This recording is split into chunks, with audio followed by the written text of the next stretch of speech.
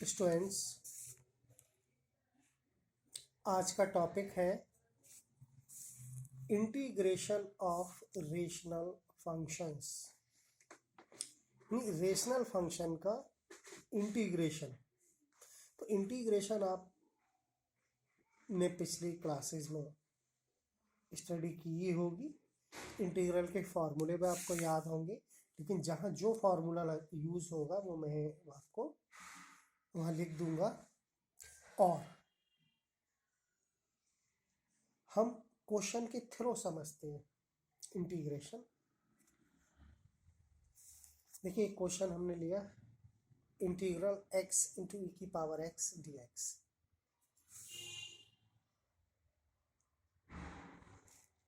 देखिए, ये टॉपिक आपने प्रीवियस क्लासेस में इसको पढ़ा होगा, या फिर देखते हैं x इंटू ई की power x dx।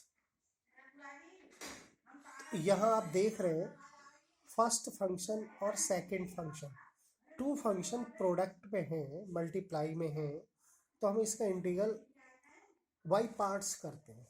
Integral y parts मतलब दो फंक्शन में इसको ब्रेक करके। तो आप देख रहे हैं एक फंक्शन x है, e की पावर x, तो इसमें फर्स्ट इंटू सेकंड वाला रूल अप्लाई करेंगे। और रूल क्या होता है वो मैं फिर यहाँ समझाऊंगा आपको। देखिए, फर्स्ट फंक्शन को हमने x लेट किया है यहाँ पर, और e की पावर x के लिए सेकंड फंक्शन। तो ये जो आइलेट वाला ऑर्डर है वो आप जानते होंगे, उसी के अकॉर्डिंग हम फर्स्ट सेकंड सपोज करते हैं। इसमें किसको हम फर्स्ट लें, किसको सेकंड लें, ठीक है।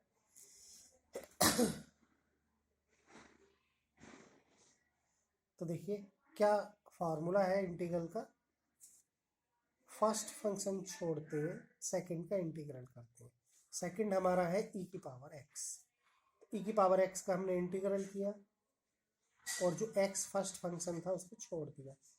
फिर माइनस लगाते हैं, इंटीग्रल का सिंबल, फर्स्ट फंक्शन का डिफरेंशियल। देखिए D upon d x, x है ना फर्स्ट फंक्शन, एक्स का डिफरेंशियल इंटू सेकंड फंक्शन का इंटीग्रल। इंटीग्रल ये है e की power x integral D x. इस पूरी को ब्रैकेट में क्लोज किया, और इस कंप्लीट का फिर इंटीग्रल। आप देख रहे होंगे ये इंटीग्रल लगा है dx।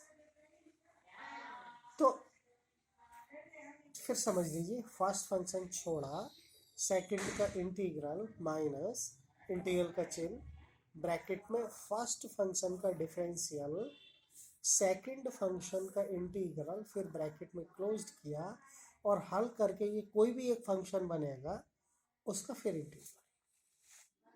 देखना x, आप जानते होंगे e की पावर x का इंटीग्रल e की पावर x ही होता है। मैंने यहाँ फार्मूला लिख दिया। देखिए फार्मूला, इंटीग्रल e की power x dx is equal to e की पावर x। इसका इंटीग्रल e की पावर x माइनस, अच्छा d upon d x, x का डिफरेंशियल कितना होता है यू नो, आप जानते हैं 1। e की पावर x का इंटीग्रल क्या होता है e की पावर x। तो जो हमने बिग ब्रैकेट लगाई थी, इसका कंप्लीट जो हल आया वो ये आया, कंप्लीट सॉल्यूशन। तो 1 इंटू ई की पावर एक्स कितना होगा e की पावर एक्स। अब जो दो फंक्शन थे वो सिंगल फंक्शन रह गया। अब हम सिंपल कर ही सकते हैं कि e की पावर एक्स रह गया, e की पावर एक्स का इंटीग्रल e की पावर एक्स होता है।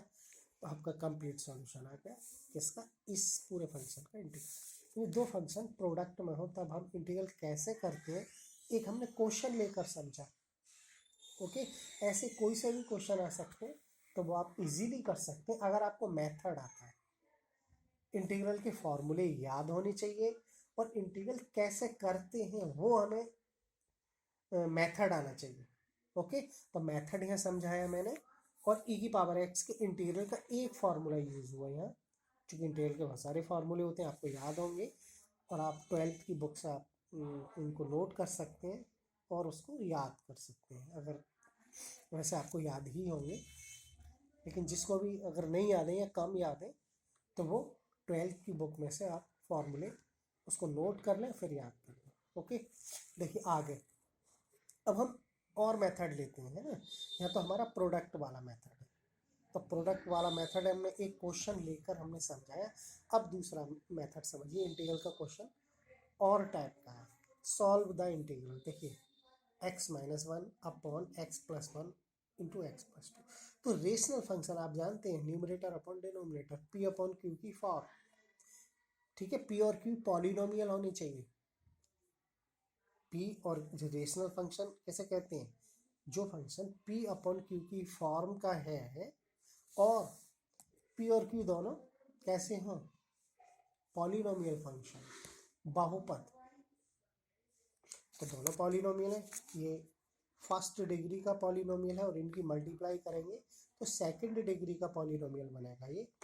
ओके, तो हम कैसे करेंगे इसका इंटीग्रल ये देखते हैं। देखिए इसमें हम पार्शियल फ्रैक्शन यूज करेंगे। क्यों? क्योंकि यहाँ पर दो ब्रैकेट मल्टीप्लाई में हम इनको सेपरेट करेंगे। कैसे करते हैं वो आप यहाँ समझिए। देखिए इसका हम इंटीग्रल करने से पहले, क्योंकि ये इंटीग्रल की प्रॉपर फॉर्म नहीं है, क्योंकि प्रॉपर फॉर्म मीन्स ऐसी फॉर्म जिसका इंटीग्रल का हम फॉर्मूला डायरेक्टली यूज कर सकें, तो इसमें हम यूज नहीं कर सकते ना। कोई हमारा डिवाइड का फॉर्मूला होता है इंटीग्रल का और मल्टीप्लाई का होता है, तो ये है हमारे पास, हमने अभी किया, लेकिन मल्टीप्लाई में ये फंक्शन नहीं है, डिवाइड में।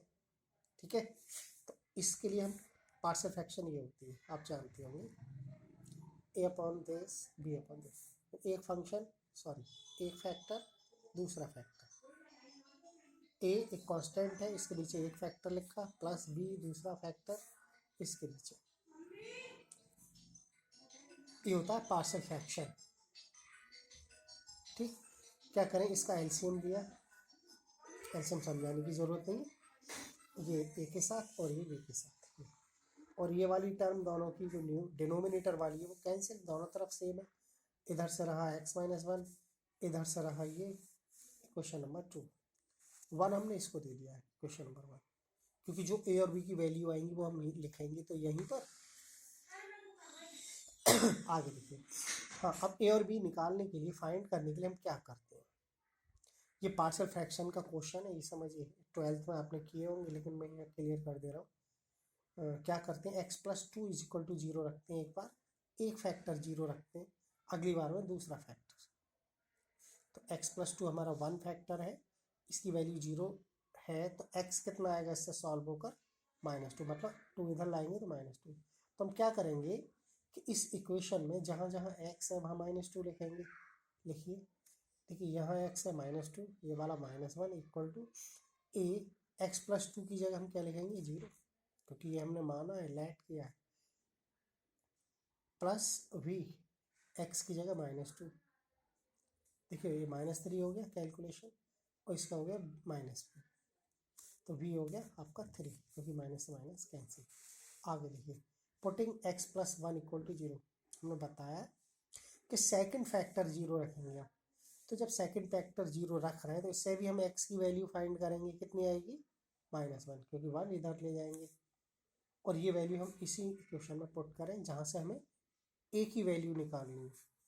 तो एक्स की जगह हमें माइनस वन लिखना है, देखना जहाँ जहाँ एक्स है हमने माइनस वन लिख दिया, यहाँ माइनस वन लिखेंगे, देखो ए माइनस वन और ये प्लस टू प्लस वी, ये पूरा कंप्लीट अगर देखें तो जीरो होगा। क्यों? क्योंकि अगर हम यहाँ माइनस वन लिखेंगे तो जीरो हो जाएगा। तो यहाँ से आपकी वैल्यू हुई, देखो माइनस टू ये हुआ और ये माइनस ए हुआ, कंप्लीट, ये जीरो, तो A is equal to minus two. Solve आपको करना और कैलकुलेशन आ गया इसका। Values of A and B putting in equation one, ये हमारी वैल्यू आई है ना, कौन सी, ए और बी की, ए की वैल्यू माइनस टू है, बी की थ्री, ये केवल पार्शियल फ्रैक्शन का सॉल्यूशन है। तो हम यहाँ लिखेंगे, ए की जगह क्या लिखेंगे, माइनस टू, तो minus two upon x plus one, plus b की जगह क्या लिखेंगे, three, three upon x plus two. मतलब जो हमारा जो फंक्शन था जिसका हमें इंटीग्रल करना है उसको हमने फ्रैक्शन में चेंज कर दिया, तो ये हो जाएगा x minus one upon x plus one, x plus two is equal to minus two upon x plus one plus three upon x plus two. तो ये जो फंक्शन जिसका इन्होंने कहा था कि इंटीग्रेट करिए, उस फंक्शन का हमने क्या किया, पार्शियल फ्रैक्शन किया और पार्शियल फ्रैक्शन ये आया जो हमने लिखा है, आप देख रहे हैं, मतलब इसको हमने फ्रैक्शन में चेंज कर दिया। ठीक है, क्या करना है हमें, इंटीग्रल करना है, तो इंटीग्रेटिंग बोथ साइड्स,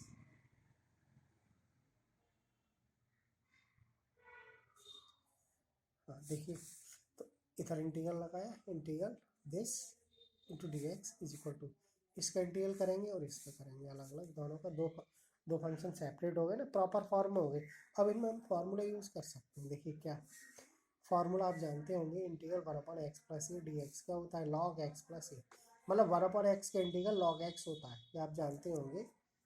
ये one upon x d x is equal to क्या होता है, लॉग एक्स, और one upon x plus a है तब भी लॉग एक्स प्लस ए हो जाएगा, और एक्स की जगह एक्स प्लस ए है तो यह भी एक्स प्लस ए हो जाएगा। तो ये आप देख रहे होंगे, ये वाली फॉर्म ये है दोनों, यहाँ पर एक्स प्लस वन है, यहाँ एक्स प्लस टू, इसका आंसर हो गया -2 log x plus one plus ये वाला 3 इसका log x plus to answer. ठीक है, तो हमें इंटीग्रल किसका फाइंड करना था, इस फंक्शन का, लेकिन डायरेक्ट कर सकते थे क्या, नहीं, क्यों, क्योंकि इसकी ये जो फंक्शन दिया है वो प्रॉपर फॉर्म में नहीं, इंटीग्रल के लिए, और प्रॉपर फॉर्म में बनाने के लिए जो हमारा रेशनल फंक्शन होता है उसका हमें क्या करना पड़ता है, पार्शियल फ्रैक्शन जनरली, बाकी और भी मेथड है। तो अगर पार्शियल फ्रैक्शन हो रहे हैं तो सबसे पहले हम इसी को अप्लाई करते हैं, तो हमने पार्शियल फ्रैक्शन किया, उसके बाद क्या कर दिया, इसका इंटीग्रल। ठीक है, तो ये आपका कंप्लीट क्वेश्चन है, एक क्वेश्चन हमने ये प्रोडक्ट वाला किया, एक पार्शियल फ्रैक्शन वाला रेशनल फंक्शन का इंटीग्रल, इसका आंसर ये होगा। ठीक है, आप नोट कर सकते हैं।